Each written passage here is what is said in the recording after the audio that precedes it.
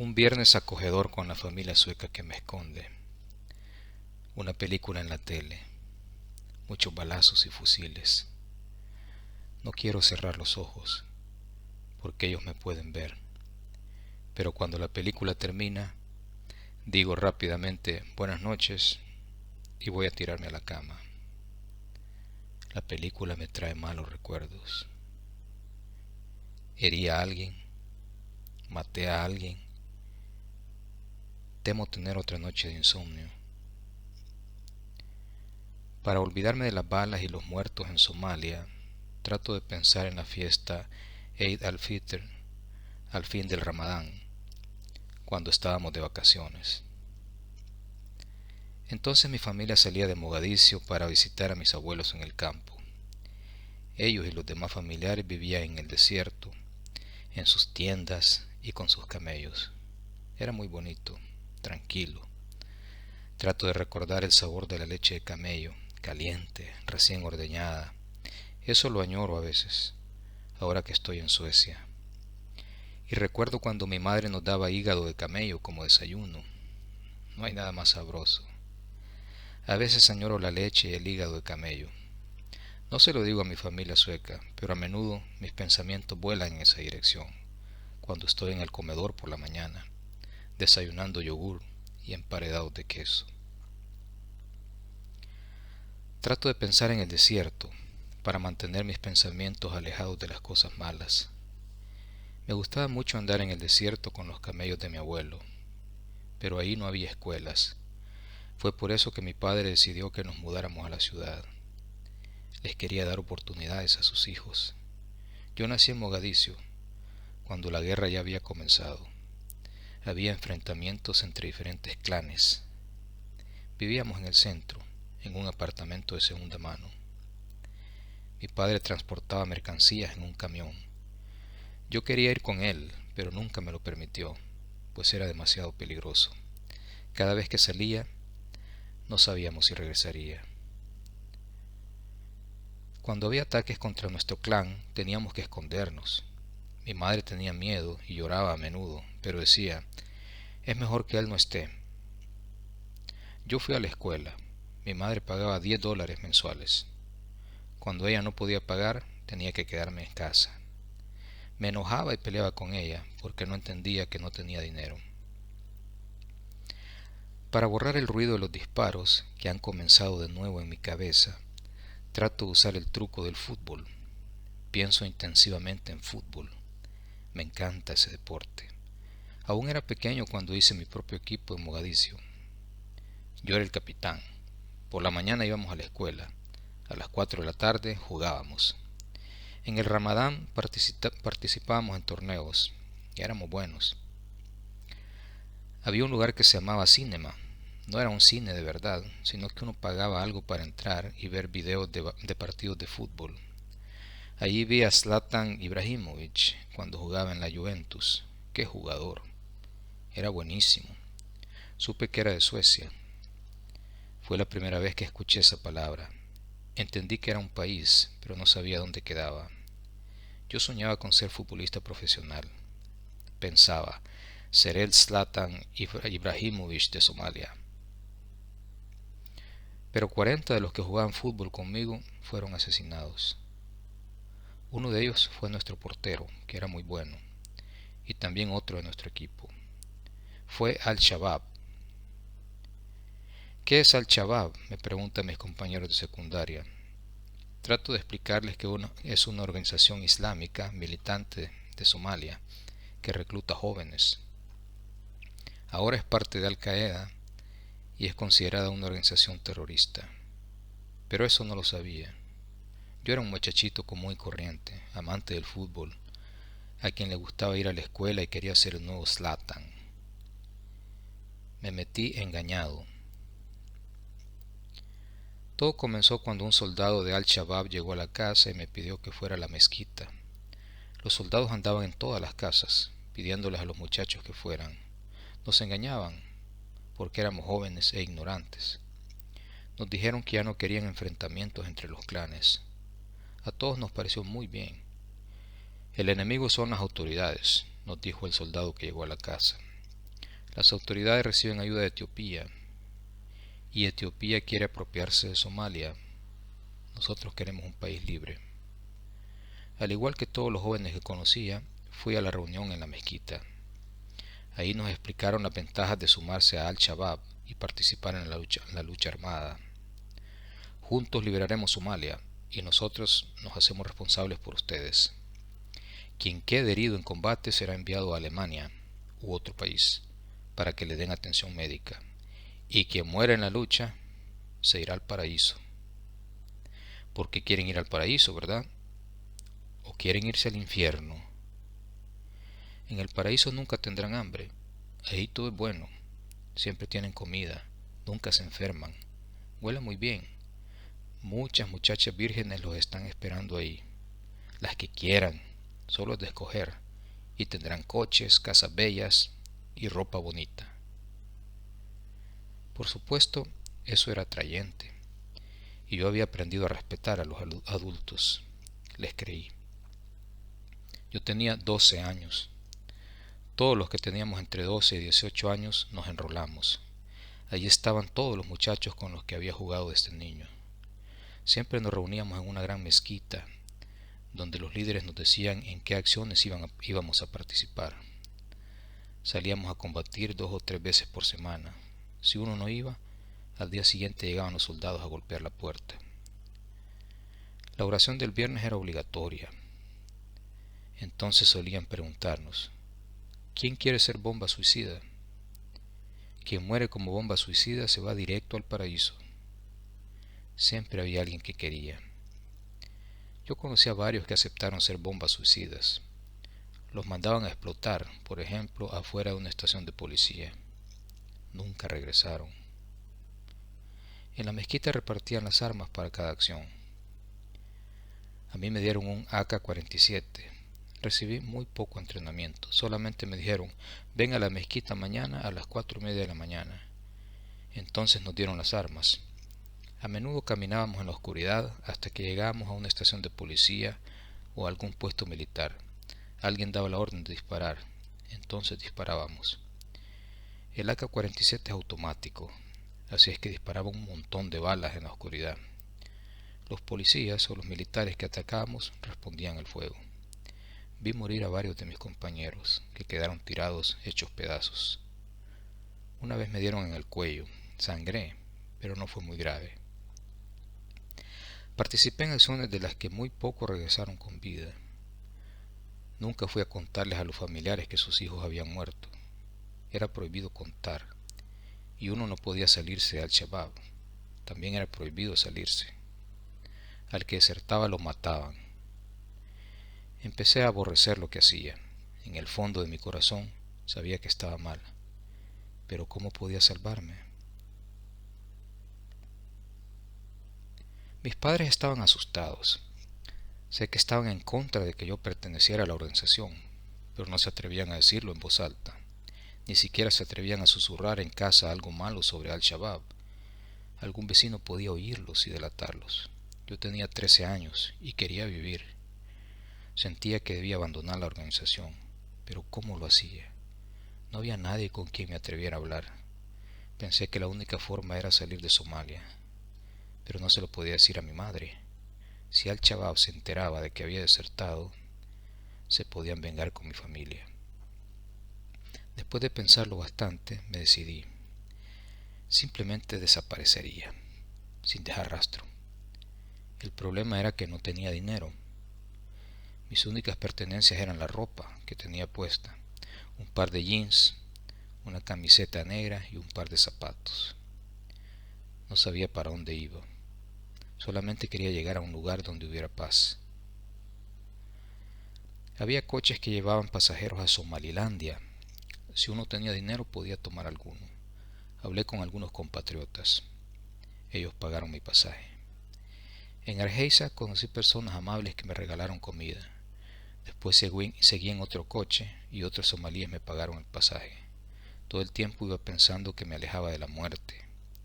Estaba alegre, pero también tenía mucho miedo. Temía que me mandaran de regreso. Cerca de la frontera con Djibouti nos obligaron a bajarnos del coche. Ahora tienen que caminar, dijo el que conducía. En cuanto entren a Yibuti encontrarán la ONU, Save the Children y la Cruz Roja. Ahí recibirán ayuda. Caminamos por un paraje agreste, en fila india. Éramos 13 personas, todos muchachos. Yo tenía miedo de los animales salvajes, sobre todo de los leones. No quería ir adelante ni de último, siempre me mantenía en medio.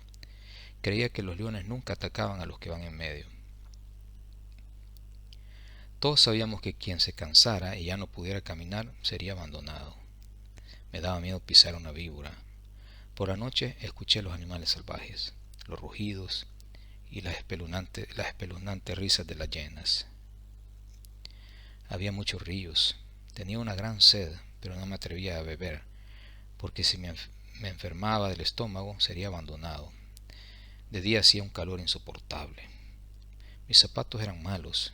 Sentía los pies hinchados y pelados. Se me metían espinas, pero seguía caminando. Si me sentaba, me dejarían ahí. Algunos no aguantaron. Un muchacho era algo gordo y se cansó. No podía más. 4 se quedaron en el camino. No sé si sobrevivieron. Llegamos 9. La ONU nos recibió en la frontera. Les mostré las heridas que traía en las plantas de los pies. Les contamos sobre los 4 que se quedaron. Alguien salió a buscarlos, pero nunca más los vi. Solo éramos unos muchachos, todos huyendo de la guerra en Somalia. La ONU nos dio bastante comida y tomamos mucha agua. Mis pies sanaron. Cuando me sentí con más fuerzas, solamente pensé en que quería seguir, pero no sabía a dónde. Entre los refugiados se hablaba de rutas de escape. Decían que uno podía entrar a Eritrea, de ahí pasar a Sudán y de ahí salir a otros países. Todos decían que querían ir a Europa, porque había trabajo y paz. Yo dije también, voy para Europa. Fue un escape largo. Pasaron tantas cosas. Todo el tiempo tuve miedo. Había dejado mi familia. Tenía 13 años y era la primera vez que estaba solo. Durante todo el largo viaje recibí ayuda de otros somalíes. Los que tenían dinero lo compartían. La ruta fue Eritrea, Etiopía, Libia. Cada día había peligro. Nos apretujábamos en las plataformas de las camionetas. Las calles tenían hoyos. A quien se caiga seguramente no lo recogerán, pensaba. Me agarraba con fuerza. Y todo el tiempo preocupado por la familia. ¿Cómo estaban? Antes habíamos tenido teléfono, pero los cables fueron dañados en la guerra. No podía llamar para decirles que estaba vivo. De todas formas me sentía algo alegre, porque me había salvado de la guerra. Cada día era una lucha por sobrevivir. Uno vivía el momento. Dormíamos afuera, debajo de algún árbol, en la arena. En el día hacía un calor extremo y en las noches se ponía muy frío. Por supuesto yo andaba sin ropa de cama, nada que echarme encima. Por las noches me cubría la cabeza con la camiseta, pues no tenía otra cosa. De día el calor era insoportable. Pensaba que había llegado mi fin. El cerebro se me iba a cocer, allí moriría y mi madre nunca lo sabría. Contratamos los servicios de diferentes traficantes de refugiados. Los otros pagaban mi parte.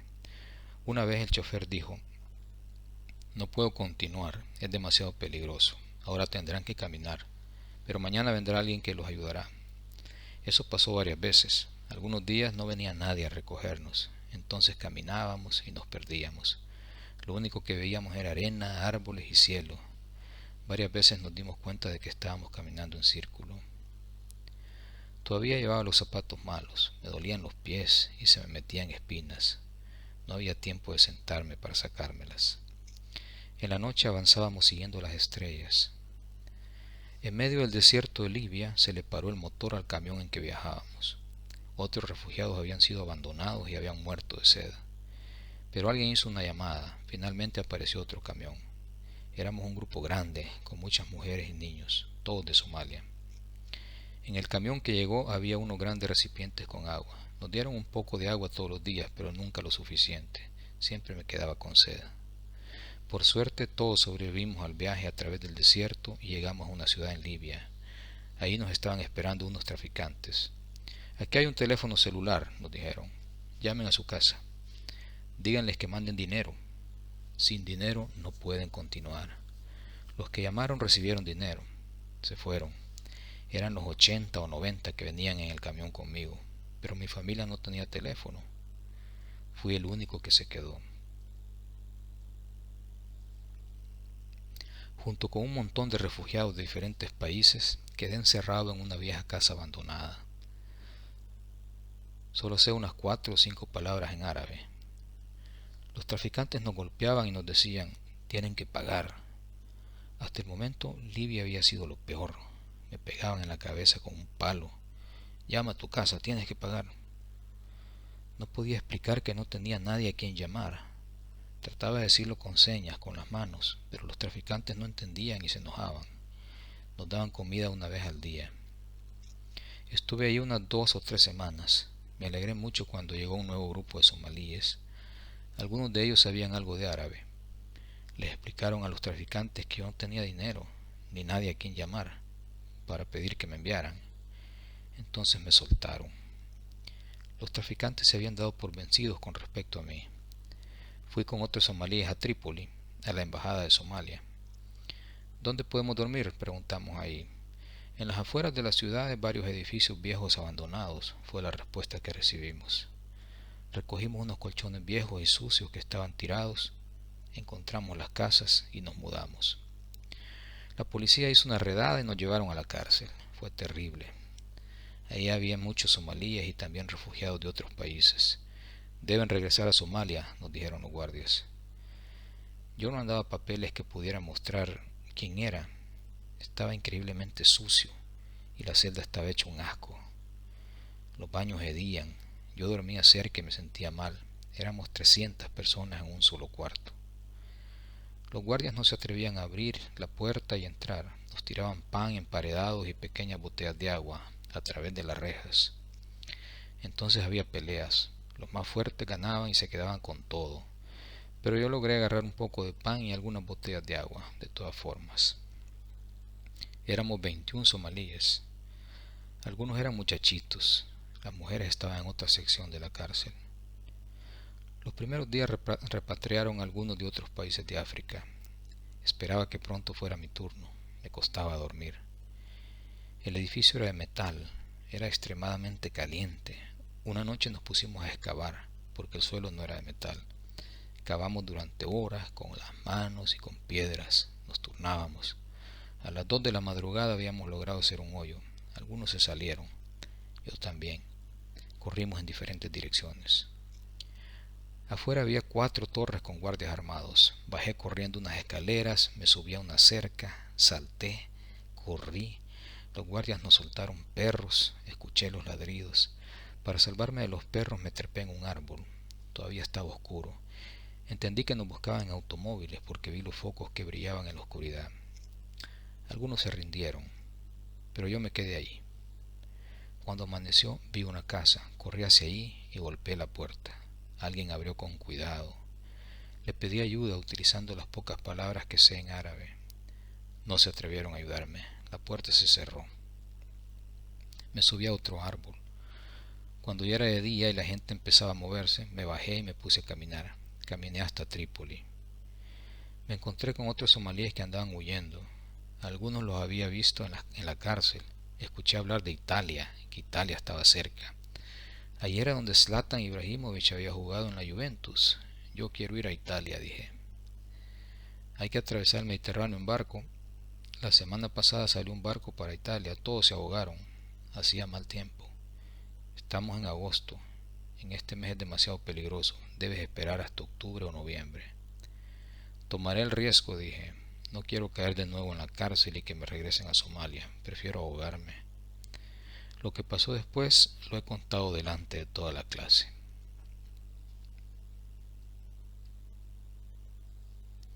Un árabe nos ofreció un bote a 29 personas de Somalia. Era un bote pequeño y malo, de madera, con motor fuera de borda. Cada uno tenía que pagarle $900. Pero el que manejaría el bote sería uno de nosotros. Como sería el capitán, no necesitaba pagar. Y esa persona podía llevar 2 ayudantes, que tampoco necesitaban pagar. Después comprendimos que el dueño no contaba con que el bote aguantara el viaje. Yo me embarqué como ayudante, de esa forma pude viajar gratis. Nos encontramos con el dueño del bote a medianoche. Lo que él estaba haciendo era ilegal. Así es que bajamos a la orilla del agua y hablamos en voz baja. El bote estaba algo alejado del puerto. Nunca lo habíamos visto. Además de viejo, era pequeño y abierto. Pero no lo vimos muy bien porque estaba bien oscuro. ¿Dónde es Italia?, le preguntó el que sabía más árabe. El dueño del bote señaló con el brazo. Por ahí, dijo. No teníamos brújula, ni luces de navegación, ni linternas. ¿Cuánto tarda? Depende del tiempo. No nos dijo qué distancia había. Creíamos que Italia estaba muy cerca.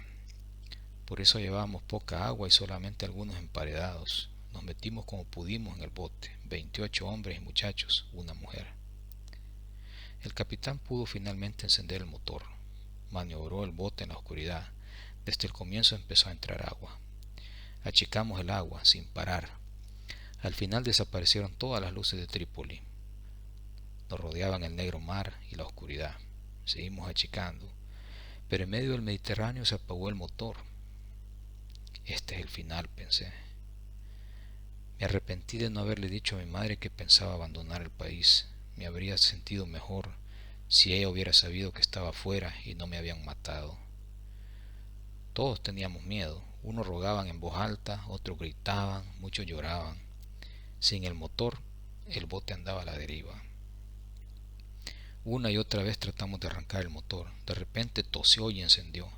Algunos se pusieron a saltar de alegría, por lo que entró más agua.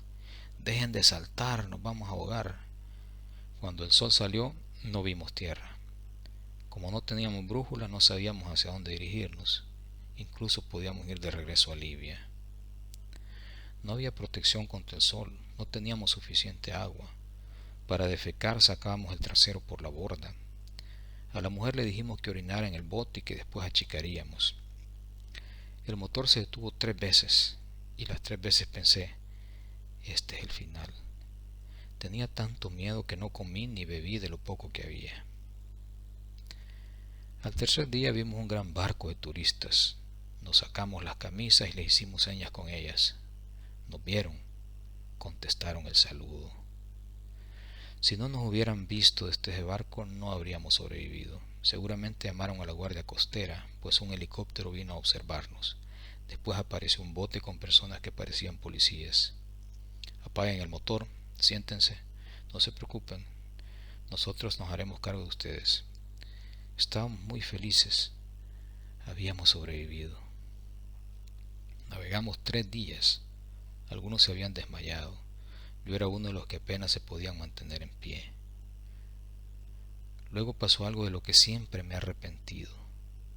Nos registraron, nos tomaron las huellas digitales, escribieron nuestros nombres y nos tomaron fotos.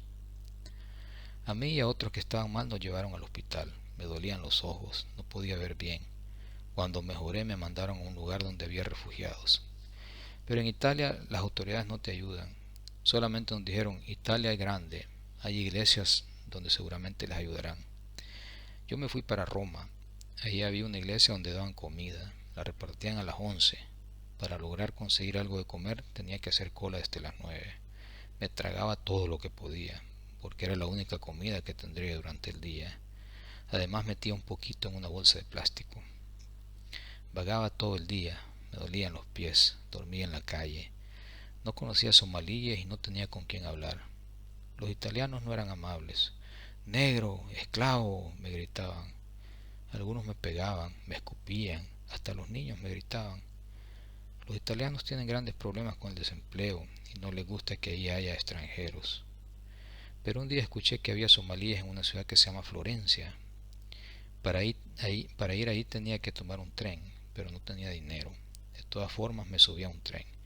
Cuando el revisor descubrió que no tenía boletos ni dinero, me obligó a bajar en la siguiente estación. Allí esperé el próximo tren para Florencia. Al pensar en eso ahora me parece bastante cómico. Me subí a un tren, me obligaban a bajar en la siguiente estación, me subí al próximo. De esa forma llegué hasta Florencia. Allí encontré a un grupo de somalíes que vivían en una casa vieja. Me dio mucha alegría. Fue muy bonito encontrar gente con la que podía hablar, pero algunos habían comenzado a beber. Cuando regresaban por la noche venían borrachos. Cáritas me daba comida. Es una organización católica. No me importaba si me daban carne de cerdo, comía cualquier cosa. Todos los que estábamos en la casa buscábamos trabajo. A veces había trabajo en la cosecha de fruta o la cosecha de aceituna. Íbamos a hacer cola en un lugar especial, temprano por la mañana. Pasaban automóviles recogiendo trabajadores ocasionales. Necesito 2 personas. Se llevaban a los primeros de la fila. Trabajo, trabajo, gritaban. A veces tenía suerte y me daban trabajo. Pero también pasaban hombres en coche buscando muchachos. El coche paraba y el conductor gritaba, trabajo, trabajo. Yo me subía, pero el hombre no me llevaba a un trabajo, sino a un apartamento. Abusaba de mí. A mí me daba vergüenza, pero necesitaba comida. Daba miedo. Nunca sabía si el coche que paraba me llevaría a un trabajo de verdad o me querían para sexo. Esto nunca se lo he contado a nadie, ni a las autoridades de migración. Quizá debería haberlo hecho. La cosa se puso cada vez peor. Yo quería huir de esos homosexuales. Por eso me fui para Milano. Es una ciudad muy bonita. Yo dormía en la estación de trenes o en el metro. Para ganar un poco de dinero me puse a ayudar en un estacionamiento. Les ayudaba a los conductores a encontrar un lugar o a retroceder. A veces me daban 1 euro, a veces nada. Pero había días en que reunía 15 o 20 euros. Entonces me alegraba, podía comer bien. Una vez un hombre se puso a hablar conmigo. Me había visto durmiendo por ahí, cada vez más sucio.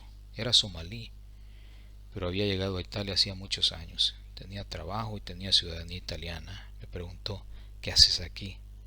¿Cuándo llegaste? Yo sentí desconfianza. Era otro hombre que quería abusar de mí. Estábamos en enero y hacía frío. No vas a poder sobrevivir en Italia, me dijo. Yo te voy a ayudar. Le pagaré a un traficante para que te lleve a un país mejor en Europa. Me dio mucho miedo. Ya no creía en la gente. ¿A dónde me iban a llevar? De todas formas dije que sí. Me metí en un coche. Lo manejaba otro somalí. ¿Qué pasaría? Lleno de miedo atravesé Europa. Esperaba que algo terrible me sucediera. Llegamos a Estocolmo y me bajé del coche, pero el traficante llamó a otro somalí que me llevó a las autoridades de migración en el suburbio de Meshta. Era febrero y estaba muy frío. Fue la primera vez que vi nieve y hielo. Yo traía poca ropa, temblaba de frío. En Meshta les conté mi historia a las autoridades. Me llevaron a un albergue. Ahí me recibieron calurosamente. ¿Has comido? Todos eran muy amables. Después me mandaron a un albergue para menores refugiados no acompañados en el barrio de Trollbäcken. Era un lugar muy bonito. Me dieron cama, comida y ropa. Qué amables eran. Abby, ¿quieres ir al cine?, me preguntaban. Me dieron unas botas. Era raro y maravilloso andar con botas en la nieve. Sentía esperanzas. Comenzaba una nueva vida. Entré a la escuela, a 8º grado. Me sentía aliviado. Se acabó, pensaba todos los días. Sobreviviré. He llegado a casa. Me encantaba ir a la escuela. Leía los periódicos porque quería aprender sueco. Cuando me topaba con una palabra que no conocía, le preguntaba a alguien. Mis compañeros eran muy buenos y me ayudaban cuando no podía o no entendía. Marzo, abril, mayo, junio. Esos 4 meses fueron los mejores de mi vida. Empecé a jugar fútbol con el equipo Tyresö FF. Iba al gimnasio. Aprendí a nadar. Tenía muchos amigos. Ese era el paraíso. Entonces recibí una llamada de migración. Te enviaremos de regreso a Italia dentro de 20 días. ¿Por qué? Claro, había dejado mis huellas digitales en Italia. Fue el primer país donde estuve como refugiado. Por eso me iban a regresar. Comenzó una etapa terrible. Por segunda vez en mi vida decidí desaparecer sin dejar rastro. Me fui para Gotemburgo. Llevaba el celular apagado para que no me siguieran la pista. Pensé que las autoridades de migración de ahí no sabían nada de mí. Por supuesto sabían. Finalmente regresé donde mis amigos en Trollbäcken. Me quedé donde una familia sueca muy amable. Corría el riesgo de que me deportaran y no quería que el policía me capturara. Siempre andaba con miedo, preocupado porque la policía me podía agarrar. No quería volver a Italia. Todo esto hacía que me sintiera mal. Empecé a ir a un psicólogo. De todas formas, pude volver a mi clase en la escuela de Kumla. Todos se alegraron. Mis amigos habían estado muy preocupados durante los meses que estuve desaparecido. El rector me dio la mano y dijo: «Nos alegra mucho que hayas vuelto, Abdi». Los compañeros de clase me decían: «Queremos ayudarte, eres uno de nosotros, no te van a deportar». Iniciaron una campaña para que me pudiera quedar. Todos los alumnos y los profesores de la escuela firmaron una carta que enviaron a Migración. Mis amigos llamaron a la prensa, me entrevistaron, me fotografiaron y recibí invitaciones de varias familias para que las visitara. Todos los padres de familia querían hablar conmigo. Medité bastante sobre mi situación. Mi solicitud de asilo fue nuevamente rechazada y yo iba a ser enviado a Italia. ¿Qué he hecho de malo?, pensé. No soy buena gente. No podía comer ni dormir. La persona que me atendió en migración vio que yo estaba demasiado mal para ser enviado a Italia. Me ingresaron a un hospital psiquiátrico de Estocolmo. Mis compañeros de clase me llegaron a visitar, acompañados de sus padres. Llamaron a varias partes y mandaron cartas. La repatriación se retrasó, pues estaba en el hospital. Cuando los médicos vieron que estaba mejor y podía ser dado de alta, recibí otra llamada de migración. «Ahora te enviaremos a Italia». «Pero yo no quiero regresar a Italia». Me llegarían a recoger a las 5 de la mañana, donde la familia sueca que me había dado alojamiento y quería que me quedara. Yo me sentía bien ahí. Mis pensamientos volaban de aquí para allá. ¿Qué hacía? Decidí esconderme unas horas antes de que llegara la policía. ¿Pero para dónde me iba? No podía quedarme con esa familia de Trollbäcken. Ahí me encontrarían fácilmente. La familia puso una foto mía en la red con el texto: «Hay alguien que pueda ayudar a este muchacho». Muchos contestaron. He conocido mucha gente buena en Suecia. Supe que si me mantenía escondido durante 18 meses podía solicitar asilo nuevamente. Quiero quedarme en Suecia, porque aquí se puede vivir una vida de verdad. Solamente he conocido gente buena en este país. No he conocido racistas, como en Italia. Los padres de mis compañeros de clase, junto con otros suecos, han creado una red para ayudarme. Es el grupo de Facebook Los Amigos de Abdi. Ahora vivo en otra ciudad, donde otra familia buena. Voy a otra escuela. Aunque esté escondido, tengo derecho de ir a la escuela, y la escuela no le entrega mi nombre a la policía ni a migración. Pero vivir escondido no es normal. Los compañeros me invitan a sus casas. Siempre me están invitando a fiestas. No voy. No me atrevo. No salgo de noche porque temo que la policía me detenga y me envíen a Italia. Mejor me concentro en los estudios. Pero esa no es una vida normal. No tengo novia.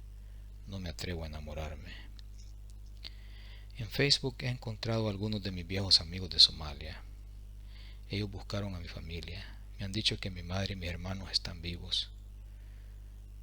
Aún no tienen teléfono, pero les mandé saludos con ellos. Le dijeron a mi madre que ahora vivo en Suecia, que aquí no hay guerra y que estoy bien. No es la verdad, pero lo mejor es que ella no sepa. Ya sonó el despertador. Al final logré dormir. Me arden los ojos.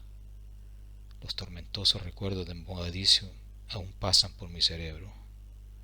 Maté a alguien, herí a alguien, no lo sé. Yo estaba pequeño y disparaba con mi fusil automático a lo loco, como los demás muchachos. Me levanto despacio, me ducho, me visto, junto mis libros y los meto en la mochila. Me como unos emparedados, salgo. Como todas las mañanas, primero me detengo en la puerta y miro alrededor. Ningún carro de policía, ningunos extraños que puedan venir corriendo a capturarme. Cuando veo que no hay nada sospechoso, me atrevo a salir para ir a la escuela.